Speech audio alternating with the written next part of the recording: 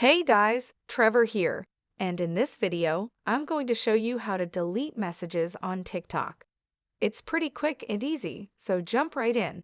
Now I'm going to open up the TikTok app here, and I'll show you two different options you have in terms of deleting messages. The first thing that I'll do is I will tap on the little inbox at the bottom right here, and then at the very top right, I'll tap on that little paper with a pencil icon. And you can see the messages here at the top. It says New Chat and Recent. I can tap on that, and it will show me these recent messages. Now I can have two different options. One is I can tap and hold on any of these messages that I sent, and then I can hit that delete button if I just want to delete a specific text that I sent in a message. However, if you want to delete that entire conversation, you can't do it from here. And actually, you can't do it from here either.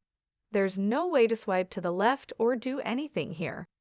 If I tap on it, it will just bring me to that chat.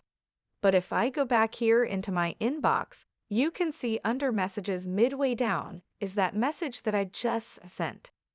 And what I can do here is I can swipe to the left and I can hit that delete button and then hit confirm. And now I have deleted that entire message from TikTok.